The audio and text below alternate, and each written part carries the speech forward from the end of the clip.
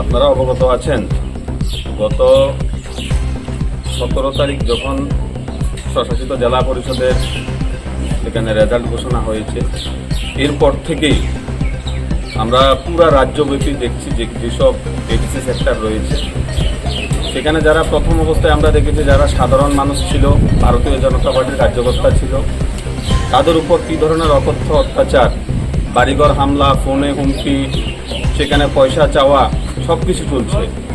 অপরদিকে আপনারা দেখতে পাচ্ছেন গত বেশ কয়েকদিন যাবৎ আমাদের যে দলীয় কার্যালয়গুলি রয়েছে সেখানে মুথার নেতৃত্বরা বিভিন্নভাবে উস্কানি দিয়ে যুবকদেরকে সেখানে আমাদের যে দলীয় কার্যালয় আছে সেগুলোকে ধ্বংস করছে, অগ্নিসংযোগ করছে। যেখানে মহারাজা প্রদ্যুৎ কিশোর যাদের সুপ্রিমো, উনি বারবার বলছেন থানসা, আজকে একটা গড়িয়ার দিন, গড়িয়া পূজা হচ্ছে, জনজাতিদের আবেগের বিষয়। সেখানে এই যে অবস্থা, ভারতীয় জনতা পার্টিতে সবাই মিলে আমরা একত্রে কাজ করি, সেখানে উন্নয়নের পাশাপাশি আমরা শান্তি স্থাপনের প্রচেষ্টা করি। তো মহারাজের যে থানসা, সেটা কি থানসা অর্থ কি অগ্নিসংযোগ, বাড়িঘরে হামলা, মানুষের যানবাহন ধ্বংস করা, এটাই কি থানসা? কিন্তু আমরা অনেক সহ্য করেছি। আমরা কিন্তু এবার তার পাল্টা দেওয়ার জন্য, পরিষ্কার কথা, তার পাল্টা দেওয়ার জন্য আমরা প্রিপারেশন নেব। সব কিছুর একটা ডেডলাইন রয়েছে, আমরা ডেডলাইন অতিক্রান্ত হয়ে গেছি। আমাদের মানুষরা, আমরা বাঁচতে চাই, আমাদের যারা কর্মীরা রয়েছে এলাকা শান্তি সম্প্রীতি রক্ষা করতে চাই।